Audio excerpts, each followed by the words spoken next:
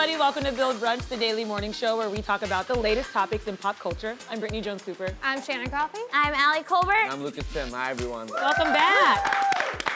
Today, we're going to talk about the latest internet craze involving viral Florida man news stories, Emilia Clarke's emotional New Yorker essay, and whether or not three's a crowd when it comes to dating apps. Plus, during our In Case You Missed It by HuffPost segment, we'll dive into the psychology behind liking those hot photos on Instagram. But first, for our first course, Scary Spice Mel B revealed in an interview with Piers Morgan that she once slept with band member Jerry Halliwell. Slow clap.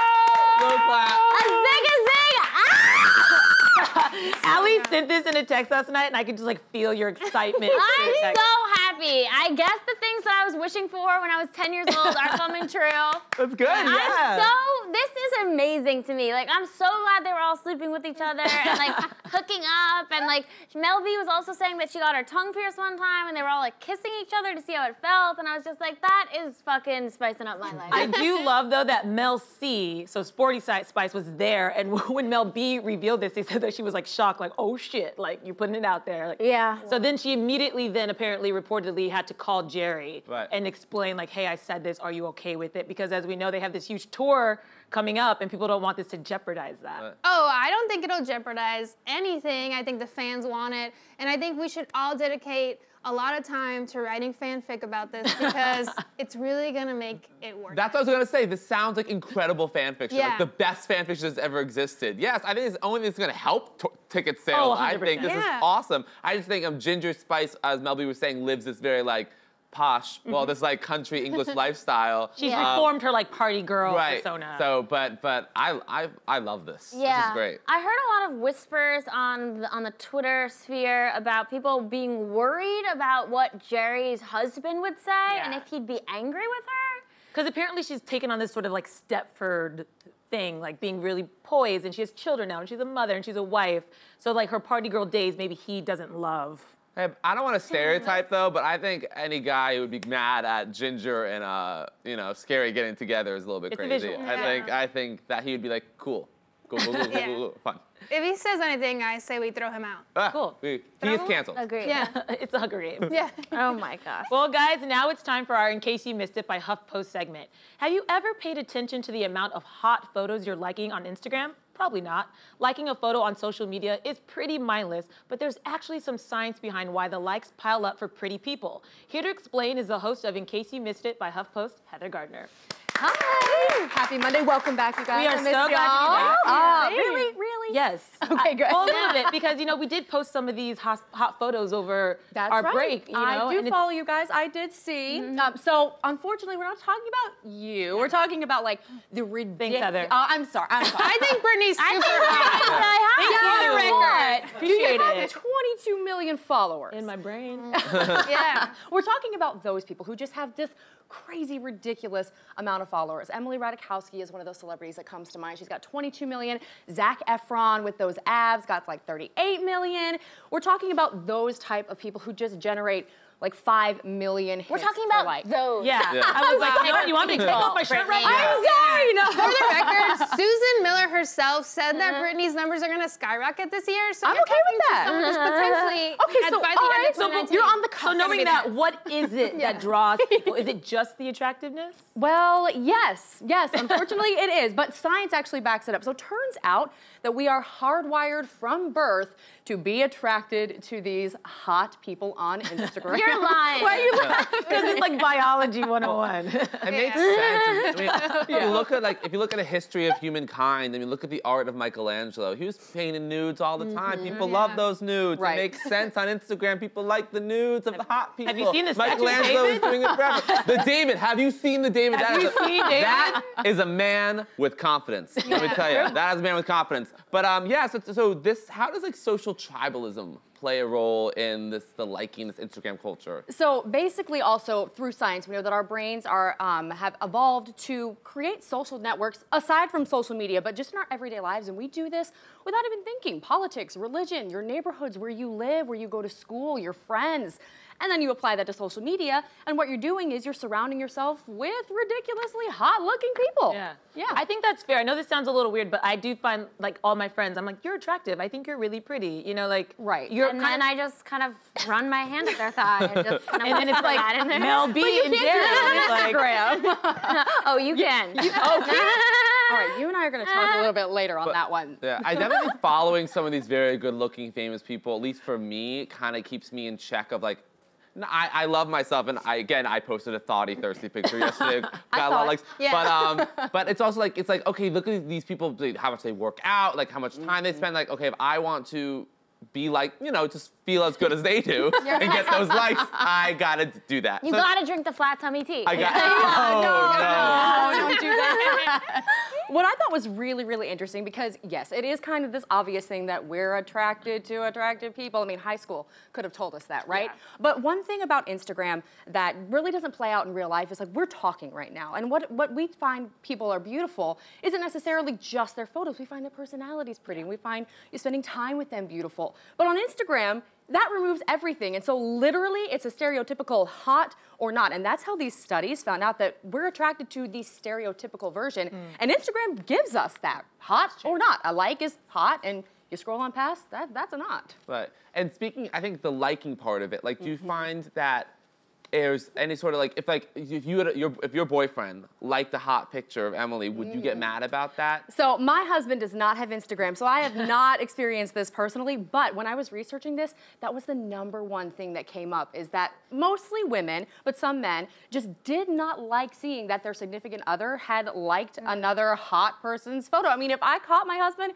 with just like 100 likes on Emily Ratajkowski, yeah, I'd be a little bit defensive. I really would. I would be more like worried about those like porny Instagram things. Yeah. You know, like there's a lot of like really porny ones. Yeah. And if he's liking all those, I'm like, can we talk really quick? 'Cause my friends can see what you're liking. And that's the other thing too, is Instagram is public in a way that like Twitter and Facebook kind of isn't. So everybody can see what you're doing here. Twitter and Facebook, people Are can still, yeah. Well, yeah, pretty but- public. Well, Twitter, yes. But I mean, Yeah. like, we're talking about just like photos and stuff, and you could just see like the likes, Sure, you know, sure. things Yeah. like that. I But think yeah. it's scarier when someone you're in a relationship with is liking a lot of like very sexual photos that of someone who they can actually talk to. So like when it's Emrata, I'm like, she's never gonna respond to your DM. But when it's like, you know, that reality TV star who hasn't really broken like 200K, she's ready. She's She's fair game. And you know what?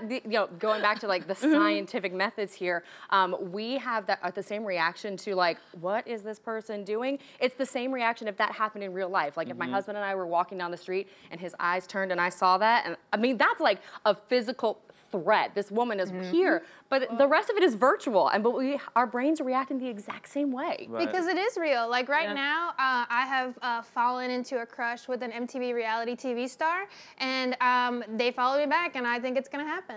But And That's a whole different kind of Fingers psychology, are I crossed for think. you. yeah. That's I mean, what I I want think for it's you. the same type of the brain. Thank you. Yeah. Yeah. I'm gonna put that out there. Yeah. Let's go. He's very basic. All right, this is what we're doing? Yes. Yeah. Okay, all right. DM, you know who you are.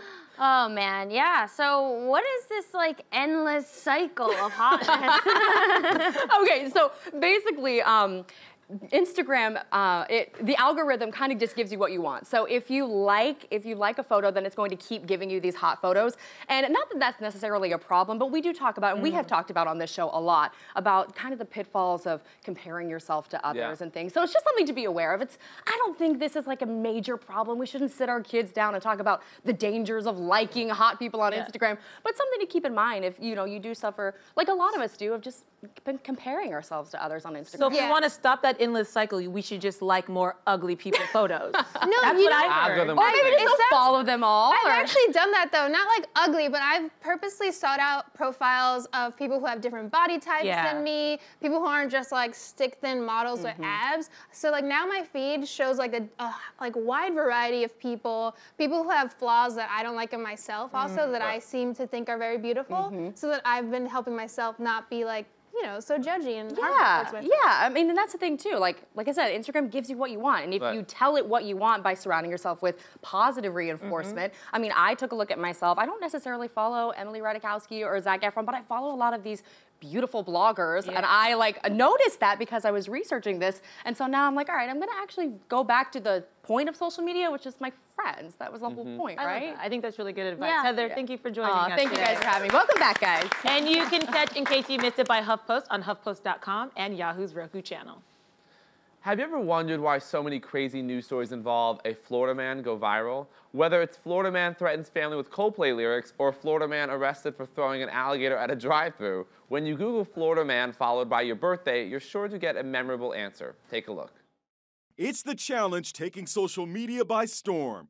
All you do is search Florida man and put in the month and day of your birthday. November 7th. Then see what wacky news story comes up. Florida man dressed as Fred Flintstone pulled over in his footmobile. Florida man breaks into restaurant, strips naked, eats noodles, and plays the bongos. Why Florida?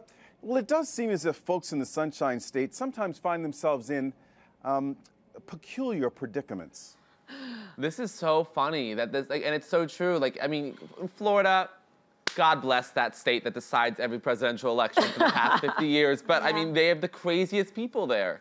So I'm not surprised. They really do. And I think we have to point out that one of the reasons we see a lot of these stories pop up is because of something called the Sunshine Law, which makes it really easy for journalists to go into public arrest records and see things. So if it's a slow news day, they can just go pull out one of these outrageous stories. And in other states, that law doesn't exist, and it's much harder to get access to crazy shit. Do we really think that that law is why, though? Because I was finding some trouble thinking that the Sunshine Law is why Florida has such a stigma. I also think like the Sunshine Law, I think there's too much sunshine. And I think anywhere where it's like nice all the time, people are outside doing weird shit. Right. Yeah. You know? Because they leave their homes. Because they leave their homes. Otherwise, Exactly. you're trapped in your house. You like kind of just like stick to yourself. But if you can go mess around with alligators, why not? Like if Florida might be crazy not because of the Sunshine Law, but because of like stand your ground. Like Florida has like other laws that are problematic, not the Sunshine Law. Well, only in Florida where you can meet Minnie Mouse and also meet like a sexual offender within the block of each other. Yeah. I mean, that is Florida. And then it'll rain randomly for an hour every day. Yeah, I feel like more than once I've seen the headline where it's like, Florida man eats other man's face. And you're like, that's so common. Not shocked by it? No. You're like, shocked. that makes sense. Never Like, shocked. faces look good. Like, people be eating faces sometimes. Did you guys look up your birthdays? I did. Yeah. I did. Mine was Florida man claims to be agent of God, carries rattlesnake on beach. Honestly? So he's God and he's like Britney Spears with the snake and just like hanging out on the beach. With a rattlesnake. Was he arrested for that? Yeah, I think so. Oh. Why? Why? I don't know. I don't know, Maybe it doesn't people. seem like a crime. I think rattlesnakes are poisonous. No, I think it's the claiming your God's the crime in Florida. I think the snake is normal. That's a normal Florida accessory. I think if you claim your God, no. Evangelicals don't like that. The evangelicals don't like that. Yeah, that's What really was yours? Mine was a man driving the jet ski on the open road. Oh. That gift was my birthday. Wow, that's good. Wow, that's Yeah. hot. So Wait, do they go without water? I don't know what was happening, but he was driving a jet ski. It seemed like It works. Water in front of his jet ski. I don't know. Did you Google yours? Mine didn't work. I didn't get anything. I got Florida mother. I didn't get any Florida man, but I got Florida mother kills her teen daughter to keep her from having sex with men, and I was like, that does it. You solved that problem. Solved it. Yeah, no one's gonna bone her now. That is really nuts. Yeah, I wanted to play the fun game, and that's what ended up happening, and it's very on brand. Yeah, honestly, I'd want to hear her defense of motherhood. Like, don't judge any mother. Don't judge. Yeah, mine's very holiday, family focused. Florida man accused of shooting man on Thanksgiving. Oh. So very could happen fun, anywhere. Be thankful. Yeah, that sounds that like- can happen anywhere to any sort of. But this guy apparently he just went over to his house and shot him, but then told the police the guy committed suicide. Oh. But clearly was caught because the gun had his fingerprints and shot him. So, but Florida, you just try. You never know. Yeah. Don't you love when people still try that stuff Yeah. after all the forensic shows we had? Right. We were like, no, that's impossible based on the trajectory of the bullet. But these guys are like, yeah, he killed himself. He killed himself. I know. Yeah. God bless Florida. Florida, what a spot. In other news, actor Emilia Clarke is opening up about her personal struggles in an essay for The New Yorker. The Game of Thrones star recently shared the never-before-told story of how she survived 2 life-threatening aneurysms while filming the hit HBO series. Damn. Yikes. This was really emotional, this piece that she wrote in The New Yorker. And I was so shocked and surprised to hear about all of the things she was going through in her personal life while Game of Thrones was gaining so much heat and showcasing her as this powerhouse. Right. Yeah. And it's crazy. You can be so, you think you you know, we all feel like we have a relationship with like the actors on our favorite shows, and it's like, no, you have no idea what's going on in their lives. You have no idea. And I think it's always also difficult when you look at, it was like the peak of her career. She talks about how she got into acting and this was like her first big break. And then she's hit with this like personal lowest of the low, not even know if she's going to wake up the next day, actually at points wanting to die because her verbal skills were jeopardized. And she's like, if I can't communicate, then I can't do what I love. And what's the point of living? So to be in those depths when you're part of the biggest show in television history is just like something that's hard to process. Yeah. Yeah, it was so scary reading it, and I also was so shocked that this was the first time we've actually heard anything about it. So she said she really wanted to keep it secret, obviously, for obvious reasons. And yeah, so it was the National Enquirer ran a piece about it, and then a reporter asked her about it, and she just denied it. And I was like, man, there's all these stories of people being like, this is my private business, I didn't want it to get out, and they're like leaning into it, and it makes you realize how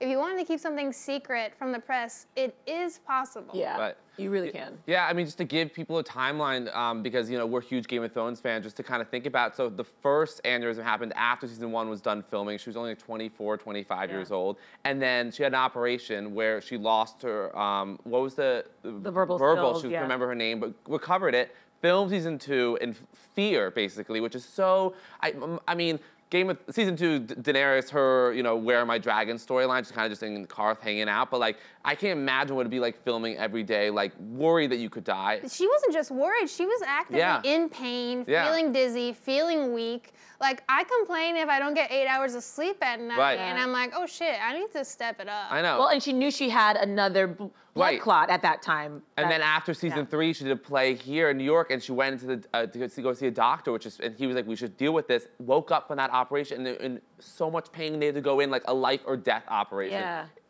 Honestly, I'm so mind-boggling. It's just because she plays Daenerys Targaryen, like Queen of the Andals in the First Men. Like, she is like the mother of dragons. I can't even imagine, like, her in this what would have happened if the operation went wrong? What that show would have been like, her career, where she is now. It's really an incredible piece. She talks about how playing Daenerys helped her find that strength because Daenerys really is this powerful woman who's overcoming things, and you can see her trajectory. And I would imagine that that might have been something that helped pull her out of like a dark, deep depression, is that she had to go play this warrior every day. Yeah. Another thing that I found really cool about the piece and like her story was she talks about auditioning for the role of Daenerys and how everyone in the audition room was this like tall, skinny blonde, and she was this like curvaceous brunette, shorter. She was always cast as like Jewish mother in like drama school, and like that was so fucking awesome and inspiring to see. And I don't even view her in my mind as like, I don't even view her as what she really looks like in my mind. Yeah. Because I keep viewing her as the character. She's so strong. Yeah, but just like, again, like someone who like plays like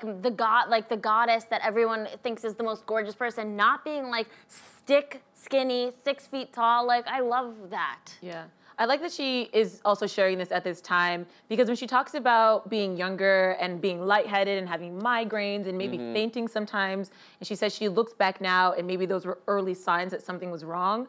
Again, that's really important, because I think women specifically will downplay their symptoms and be like, I'm tired, or people will tell women, oh, you're just tired. Where maybe sometimes we have to like listen to our body a little more, like Selma Blair, you know, we keep having these examples of maybe just don't ignore it. Just go get it checked out, because you never know. Absolutely. Yeah, I mean, and also it gets me excited for the last season, 'cause I think, you know, what she said about Daenerys this season, which she's gonna make some choices that will anger a lot of fans, and I have my theories of what that will be, but it's gonna be epic no matter what happens to this character. I think she's like one of the most iconic characters ever, and I absolutely love seeing Lena Headey on Instagram support her when this article came out, because you know, because of course, like Cersei supporting Daenerys is so fucking funny, because Cersei wants to. What'd she say? She's a fucking riot. What's the quote? It's like, when if they attack, kill the blonde bitch first, or whatever. But it's like so great, these women supporting each other, cast members of the show, and it's just like it's so fun to see as a fan. It makes me even more excited to watch the final season, knowing that like she's healthy and thriving. Yeah, it's so weird. In a way, it makes it easier for me to let go of the show. Yeah. Because I was thinking about how she seems to have this air about it, like, I'm excited for a new beginning. This has been not the easiest chapter in my life. It was painful, and I'm kind of like, okay, I love Emilia Clarke, and I want her to go forth and prosper. Yeah. A recent New York Times story finds that the trend of non-monogamous coupling and throupling is on the rise. This is thanks to apps like Field, which is allowing couples to find a third or fourth partner to join in for a new kind of hookup.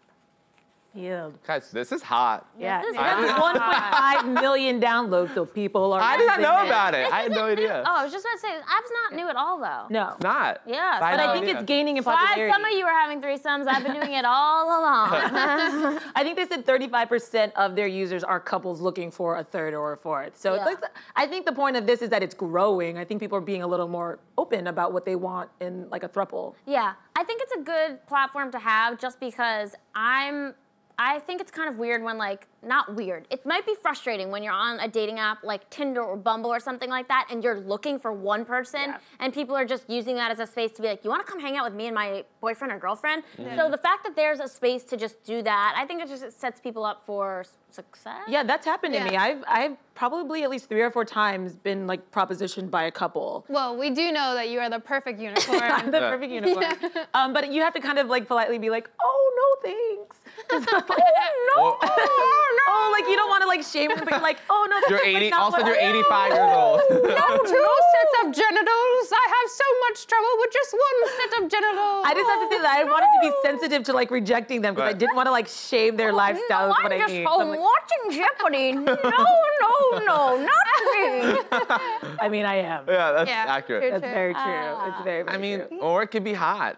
Hey, say yes sometimes. I think it's a great space because there's so many times where people don't communicate properly on these regular apps. You know, these regular heteronormative kind of like 2 people together. And you're like, And anyway, like so many people are shady on those, you know, those apps. I feel like this one, at least, you know, like things are gonna flow. Yeah, and I like, speaking of this app is cool because like there's really like a wide range of like labels or terms, and we've talked about we do not really like labels, but I do like this app is very like kind of encompasses everything, and you can also be non-specific with it, which I like as well. Like you don't have to put yourself, which I think in Tinder or Bumble you really kind of have to like present yourself in a way that's like somewhat inauthentic, but like it just seems more fake to me than this one's like just be whoever you are because these people are fun and looking to have some fun, you know? Yeah, I do think labels in real life are tough, but I do think labels are important on a dating app. Right. Because if you are trying to find somebody to meet a certain need or to have a relationship with, I think you want to be as transparent and open with that if you're looking for something real or substantial. So I do like there's all these different distinctions and it's super broad. And then also in this article, I didn't realize there were words like hetero-flexible or homo-flexible, and I think like those are, it's introducing new terms to the vocabulary too, so people have like more ways to express themselves. Yeah. You know? I'm curious about the distinction between a threesome and being in a throuple. Right. Like I'm curious what that is like to date a couple. Yeah. Right. I have a friend who has dated a couple. Really? Whoa. Yeah. And she loved it. And she would spend solo time with each of them, and then they would do things together. And it was like basically having 2 best friends, but sometimes you hook up. It was a man-woman couple. It was a man-woman couple, and she was a woman, and she would date both of them. And sometimes they would do things together, but sometimes it was solo. I think the key is communication. Right. It's just like you really do have to set clear guidelines for what people are comfortable with, and that's the only way that it kind of works. Yeah, I think it's more common in the gay community. That just has been of like couples inviting other people into the relationship, whether in like just a physical way or also emotional way. I mean, Frankie Grande was famously in a throuple, whatever. But so it's interesting. I mean, I'm all for just like sexual liberation, man, you know? Yeah. I do like that we are having these conversations now and it's not all taboo. Like the word polygamy, the first time I heard that was just like a couple years ago, but now it's like it's not a thing, and it's like everybody kind of talks about it casually. I mean, to be honest, like if I were single, I'm interested in exploring and being open, but if I, like I am now, was in a couple and my partner said to me that they want to invite someone else into our relationship, I would be devastated. But like, at the same time, my girlfriend, the most French person I've ever met, would be like, it's fine with me, let's make love to everyone. But I would like have a huge problem with it. Like, I would be heartbroken. And like, I know people like her who are artists and they're like, love who you love. Is it bad? Is it bad as a single person? I would be fine going into the couple, but then in the couple, I'd be like, how dare you? Of course. Well, right, because then you have to deal with the messiness. How dare you? That's how I feel. Am I a hypocrite? No, I think when you're the third, that's the fun part. Is that you can pop in and be like, oh, you guys are fighting, I'm gonna leave. And then I mood walk out. That's kind of my like, oh, you guys are fighting, bye. I always think it's more fun to be in the couple because you guys like pretty much like end the night still together. Oh, true. And you're like, you're a part of the secret club. Right. Like you can have a debrief, like talk about what happened. Like, that is really fun. But I'm also scared of that because of knowing just how intimate you are with your partner. I met someone who was invited into a relationship and broke that relationship up unintentionally because one of the guys fell in love with him. I do know of that there was a couple, they invited in a woman, and then the two women are now in a very long-term relationship. And that's not the worst thing. I feel like that's actually good because when something happens like that, it shows you where your relationship is vulnerable, and it shows you that it didn't have like a long-term lasting effect. It wasn't gonna last probably. And I think it's better to have it end kind of in that consensual situation opposed to like a cheating situation. I agree with you, and I think that if you're with someone and they come to you saying that they really want to explore or invite someone else in, listen, I'm not saying I could do this. If you can find it in your heart or have the capacity to sort of welcome that in and embrace that, then you might be really progressive and like onto something. Well, I'm pretty limited and can't. That's how the app started. It was a couple. She had feelings for another woman. Yeah. He was like, okay, let's explore this. But then they were on the traditional apps and it wasn't working. And so they created this out of a personal need to find somebody in a relationship. Isn't that like the biggest gesture of love in a way? Yeah, I love that. For me, that's true love, is when you love someone so much that their happiness means everything to you. And it's not that you're putting yourself in a bad position, but if you have the confidence to understand that your love doesn't need to just mean like, we last forever, we get married and this is it, and you kind of open your mind to all the possibilities, you can like send them off to their next chapter and you're linked forever. And it's like really fucking... I like how you did that. I'm literally so with you on this. Shannon and I are gonna go after I'm gonna you and your French girlfriend. Shannon's been down. Are you available later? Because I agree with you. If you wanna be my lover, you gotta get with my friends. That's all from us. A big thanks to our friends at Macy's for bringing a little bit of springtime to the Build Brunch stage, and be sure to catch their annual flower show in New York, Chicago, and San Francisco now through April 7th. Head over to Macy's.com/flower show for more info. We'll see you tomorrow, same time, same table, a zig-a-zag.